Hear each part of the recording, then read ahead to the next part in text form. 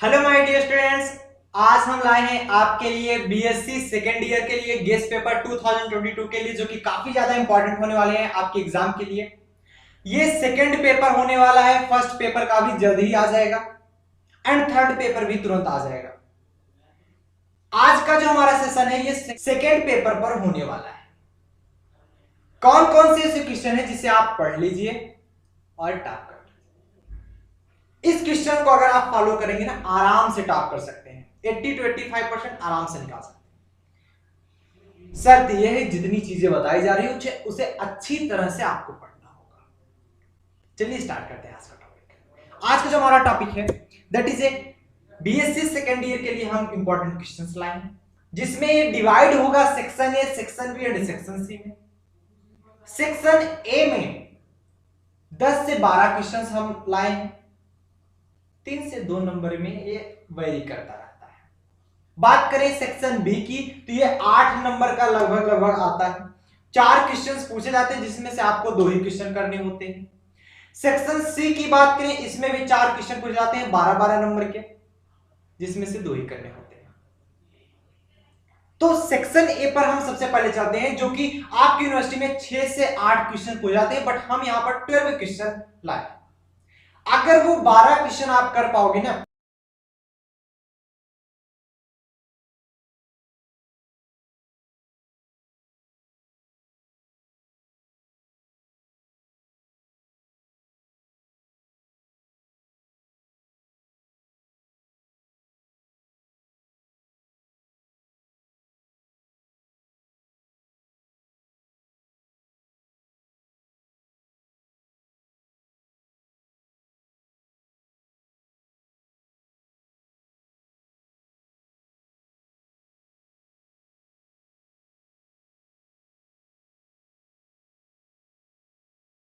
होती है वो भी बताना, जिसे आप जाई से रिप्रेजेंट करते हो। मैग्नेटिक ससेप्टिबिलिटी जाइया में होता है, आपको इलेक्ट्रिक ससेप्टिबिलिटी बतानी है, और आपको ये फार्मूला भी प्रूव करना है कि K is equal to 1 plus जाइए। ठीक, next question. A solenoid 200 centimetre long and mean diameter 10 centimeter has 10 layer of 500 ton each. If a current of 10 ampere flows through it, calculate the magnetic field at the mid center. ये भी important question है, इससे related questions आ सकते हैं। मतलब solenoid से एक question fix होता है, चाहे वो शॉर्ट आंसर में दे दे, लॉन्ग में भी आते हैं सॉलिनॉइड से क्वेश्चंस, इसलिए आप पढ़ लीजिएगा उसको। ठीक, और जरूरी नहीं जो क्वेश्चन बता रहे हैं यही रटो, इसके बेसिस पे आपको याद करना है। सॉलिनॉइड का क्वेश्चन बता दिया गया तो आप ऐसा पढ़ो कि सॉलिनॉइड का कोई सा भी क्वेश्चन आ जाए आप कर जाओ। ऐसा नहीं सिर्फ ये वाला क्वेश्चन याद करके चले जाओ, ऐसा नहीं है। Next question, so that E equal to minus grad B. आपको दिखाना है जो E होता है वो माइनस ग्रेड बी के बराबर होता है, वो आपको डिफाइन करना है। नेक्स्ट क्वेश्चन कह रहा है what are polar and non polar molecules, give examples. आप polar and non polar molecule से क्या समझते हो, आपको एग्जांपल देना है। ठीक, next question, what is displacement current, write its significance in brief. आप डिस्प्लेसमेंट करंट से क्या समझते हो और इसकी सिग्निफिकेंस लिखना है। ठीक, next, distinguish among diamagnetic, paramagnetic and ferromagnetic substance. Diamagnetic substance क्या होता है, पैरामैग्नेटिक सब्सटेंस क्या होता है, फेरोमैग्नेटिक सब्सटेंस क्या होता है, ये सभी जानते हो। डायमैग्नेटिक मतलब जो एक दूसरे से दूर जाए। अरे भाई आप मैग्नेट लेते हो ना, मैग्नेट लेते हो, जब आप सेम पोल रखोगे, एन पोल साथ साथ रख दोगे तो वो आपस में रिपल्सन होता है। यस पोल रख दो तो रिपल्सन होता है। तो डायमैग्नेटिक सब्सटेंस वो सब्सटेंस होते हैं जो मैग्नेटिक फील्ड में रखने पर उसके परपेंडिकुलर होते हैं, पैरेलल होते हैं। वो सब जाकर पढ़ो, बताया गया सब कुछ। पैरामैग्नेटिक बताया गया, फेरोमैग्नेटिक सब्सटेंस जैसे आपका मैग्नेट ही हो गया, चिपक जाता है। आयरन हो गया मैग्नेट से बहुत तेज स्ट्रांग में चिपकता है, तो आयरन क्या होगा, फेरोमैग्नेटिक सब्सटेंस। वो सब आपको बताया गया है। नेक्स्ट अगर हम बात करें 8th क्वेश्चन की, कौन सा क्वेश्चन है, that is a state Poynting theorem. देखो पॉइंटिंग थ्योरम हमने जब पढ़ा रहा था, हम वहां पर पढ़ा रहे थे तो पॉइंटिंग थ्योरम बताए थे कि पॉइंटिंग थ्योरम काफी ज्यादा इंपॉर्टेंट होता है। यहां पर भी आ गया पॉइंटिंग थ्योरम, आपको स्टेट करना है। What is it's physical significance, और इसका फिजिकल सिग्निफिकेंस क्या होता है ये आपको बताना है। ठीक है, next 9th question, right short note on following. आपको दिए गए कुछ टॉपिक पर शॉर्ट नोट लिखनी है। कौन कौन सा? जैसे लॉरेंस फोर्स क्या होता है, लॉरेंस फोर्स एक नंबर का क्वेश्चन है। फिर दूसरा इलेक्ट्रिक फ्लक्स, तीसरा इलेक्ट्रिक फील्ड स्ट्रेंथ। मतलब 3 नंबर का अगर क्वेश्चन पूछा तो एक नंबर का आएंगे। आपको सिर्फ इसकी डिफिनेशन लिख दी होगी कि लॉरेंस फोर्स क्या होता है, इलेक्ट्रिक फ्लक्स क्या होता है, इलेक्ट्रिक फील्ड स्ट्रेंथ क्या होता है, ये सभी जानते हो आप। Next right Biot and Savart law, ये भी काफी इंपॉर्टेंट होता है। बायो एंड सेवर्ट लॉ क्या होता है, ये भी आपको लिखना है। डिराइव करने के लिए नहीं मैं कर रहा हूं, सिर्फ लिखना है, क्योंकि आप सेक्शन ए में भी बात कर रहे हो। Next define self inductance and mutual inductance. याद रखिए जब भी हम पढ़ाए थे सेल्फ इंडक्टेंस के बारे में एंड म्यूचुअल इंडक्टेंस, वहां पर भी बताया था सेल्फ इंडक्टेंस पढ़ लेना, म्यूचुअल इंडक्टेंस पढ़ लेना, आ गया। एंड आप अगर रिकॉर्ड देखोगे इन सारे क्वेश्चंस का ना, तो पिछले कई सालों का रिकॉर्ड उठाकर देख लीजिए, काफी बार रिपीट हुए हैं ये सारे क्वेश्चंस। आपको mutual inductance and self inductance पढ़ना है। Next what do you mean by skin effect, आप स्किन इफेक्ट से क्या समझते हो, ये भी काफी इंपॉर्टेंट है। सो टेक ए स्क्रीनशॉट सुन, हम बढ़ते हैं नेक्स्ट सेक्शन बी की तरफ। टेक ए स्क्रीनशॉट सुन, क्लियर है सबको, समझ में आ? ये सभी के सभी क्वेश्चन आपको याद होने चाहिए एकदम से, ठीक। सेक्शन बी का जो पहला क्वेश्चन आता है कि deduce expression for force and torque on an electric dipole in uniform electric field. आपको यूनिफॉर्म इलेक्ट्रिक फील्ड में फोर्स और टॉर्क बताना इलेक्ट्रिक डाइपोल का, ठीक है। दूसरा so that the energy stored per unit volume of the magnetic field is given by U equal to B2 upon 2 mu naught। ये आपको बताना है, U naught नहीं है mu naught है, याद रखना। this is not a U naught, ये प्रिंटिंग होने में मिस हुई है, mu naught है ये, ठीक। Next where mu naught is permeability of the free space। आप सभी जानते हो mu naught क्या होता है, permeability, epsilon naught क्या होता है, permittivity। Epsilon naught is permittivity in free space, जो कि आप कूलॉम्स लॉ में देखे थे, F equal to 1/4 epsilon into Q1 Q2 r square, so on। तो ये मैग्नेटिक की बात करेंगे तो यहां पर परमिएबिलिटी बात करते हैं, म्यू नॉट। नेक्स्ट थर्ड अगर आपको प्रूव करना हो, state and prove ampere circuital law, बहुत इंपॉर्टेंट है, हर बार पूछा जाता है, लिख के ले लो, एम्पियर सर्किटल लॉ हर बार आया है। और काफी स्टूडेंट्स ये भी पूछते हैं कि सर क्या आप पार्टिकुलर इस यूनिवर्सिटी से पढ़ा रहे हो। देखिए हम ना कोई लेक्चर्स पार्टिकुलर एक यूनिवर्सिटी के दिए हैं, ना गेस्ट पेपर देते हैं। आप अपना सिलेबस मिलाइए, मैच कराइए और आप गेस्ट पेपर पढ़िए। और ज्यादा से ज्यादा ये क्वेश्चन अगर तैयार कर लोगे ना, सभी यूनिवर्सिटी में लगभग कॉमन ही होते हैं, लगभग कॉमन होते हैं, पूरे को पूरे कॉमन तो नहीं होते। इस बार कॉमन कर दिए गए एनईपी के अनुसार, ठीक। Next write down Maxwell equation इन इंटीग्रल फॉर्म। आपको मैक्सवेल इक्वेशन इंटीग्रल फॉर्म में लिखना है, ठीक। And explain their physical meaning, और उसकी फिजिकल मीनिंग भी एक्सप्लेन करनी है।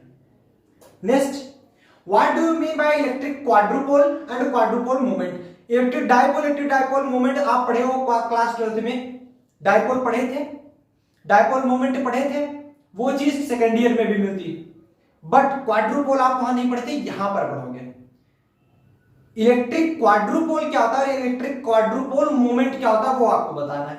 Next derive one expression for electric potential due to an electric quadrupole at distance r from it, ठीक है। r डिस्टेंस पर कोई पॉइंट रख दिया क्या, उसके लिए इलेक्ट्रिक क्वाड्रुपोल के लिए इलेक्ट्रिक पोटेंशियल निकालना, v की वैल्यू, जैसे वहां पर निकाल देते इलेक्ट्रिक पोटेंशियल ना, इलेक्ट्रिक डाइपोल के लिए इलेक्ट्रिक फील्ड इंटेंसिटी निकाल देते, पोटेंशियल निकाल देते। अब क्वाड्रुपोल के लिए निकालोगे, जिसमें 2 पोल होते हैं क्वाड्रुपोल में। डाइपोल में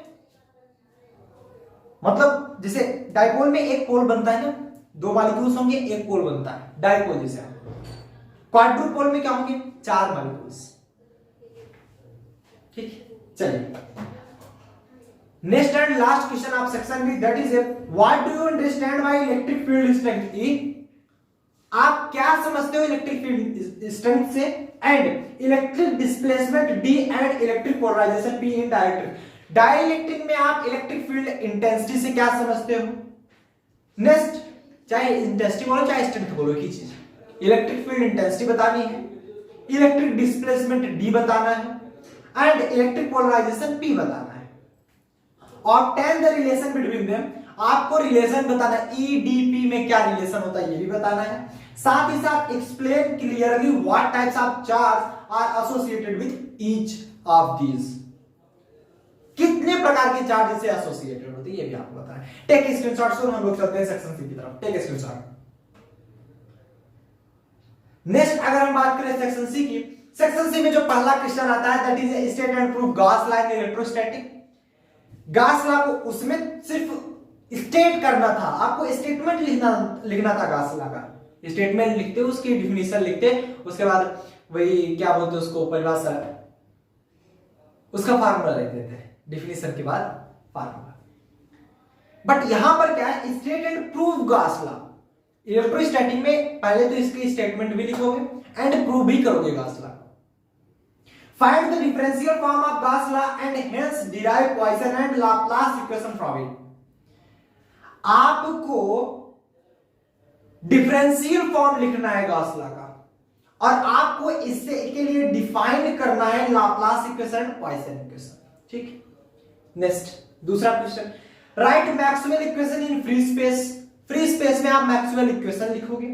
derive wave equation for the electric and magnetic field in source free region. आप इलेक्ट्रिक एंड मैग्नेटिक फील्ड को डिराइव करोगे।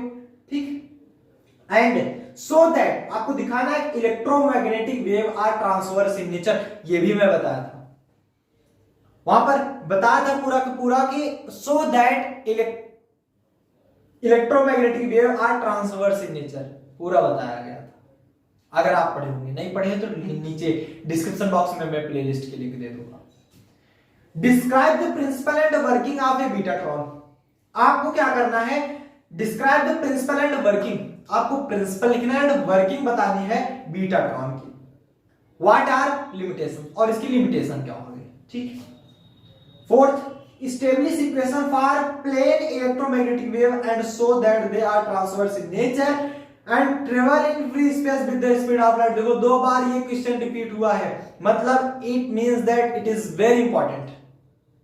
ठीक, नोट करिए, टेक स्क्रीनशॉट्स, टेक स्क्रीनशॉट्स। अब ये दो क्वेश्चन ऐसा नहीं है कि देखो एक है इलेक्ट्रोमैग्नेटिक वेव को बताना है, उसमें भी हमारा इलेक्ट्रोमैग्नेटिक वेव बताना है, बट आपको यह ध्यान देना है दोनों में से कोई सा भी क्वेश्चन पूछा जा सकता है। एक क्वेश्चन तो आना ही आना है, इसलिए मैं दोनों लिख दिया। ठीक, सर यहां पर सेक्शन बी मिस प्रिंटिंग आ गई, यहां पर सेक्शन सी होना चाहिए था, नहीं तो कहां फिर सेक्शन बी में आ गए। Describe the theory and working of moving coil galvanometer. आपको theory and working of moving coil galvanometer का को डिस्क्राइब करना है, प्रूव दैट इट करंट, और प्रूव करना है कि इसका जो करंट होगा I is equal to C upon NAV into में थीटा। ठीक है, एंड थीटा जो हमारा वो डिफ्लेक्शन है, ये आपको प्रूव करना है। चलिए नेक्स्ट, अगर हम 6 क्वेश्चन की बात करें, डिफाइन मैग्नेटिक ससेप्टिबिलिटी। आपको मैग्नेटिक ससेप्टिबिलिटी जाइम डिफाइन करना है। परमिबिलिटी म्यू के बारे में बताना है, and relative permeability, permeability relative permeability दो के दोनों मैंने बताया। आप magnetic substance establish the relation, और आपको रिलेशन स्टेब्लिश करना है कौन सा, B equal to vector B है, vector B equal to mu naught into में 1 प्लस जाइम इनटू में वेक्टर H, ये आपको डिफाइन करके बताना है। एक current in solenoid produce a magnetic intensity of 167 ampere पर मीटर। ये क्वेश्चन इसके साथ दे रहा है, क्योंकि बड़े जो क्वेश्चन आते हैं ना उसमें डिराइव भी करना होता है, साथ साथ क्वेश्चन भी दे देते हैं। ठीक है, what is the magnetic induction inside it, it has an iron core of magnetic susceptibility 5000। ये इस वैल्यू दी है, आपको वैल्यू निकालनी और कैसे निकालना ये भी हमने बताया हुआ है। सो टेक स्क्रीनशॉट, स्क्रीनशॉट ले लीजिए। तो उम्मीद करते हैं आपको ये क्वेश्चन समझ में आए होंगे। साथ ही साथ बता देना चाहेंगे आप सब्सक्राइब कर लीजिए, बेल आइकन प्रेस कर लीजिए, जिससे हम first paper and third paper लाए आपको तुरंत नोटिफिकेशन मिल जाए। Inorganic chemistry, organic chemistry and physical chemistry के इंपॉर्टेंट क्वेश्चंस हमने ऑलरेडी डाल दिए हैं, डिस्क्रिप्शन बॉक्स में उसकी भी लिंक मिल जाएगी। एक भी क्वेश्चन मिस नहीं होना चाहिए, ना तो एक वीडियो मिस होना चाहिए। एक भी वीडियो मिस कर दोगे ना फिर दिक्कत खड़ी होगी, इसीलिए बार बार बता रहे एक भी वीडियो मिस मत करना, आप अच्छे मार्क्स लाओगे। इसके बाद मैथ के भी क्वेश्चंस आएंगे, बट जल्द से जल्द 45 के कंप्लीट कराओ, मैथ के क्वेश्चंस आएंगे। 45 के तुरंत कंप्लीट करा दो। जस्ट आपके लिए सिंपल है, एक दिन में करा सकते हो, कराओ एंड क्वेश्चन आएंगे।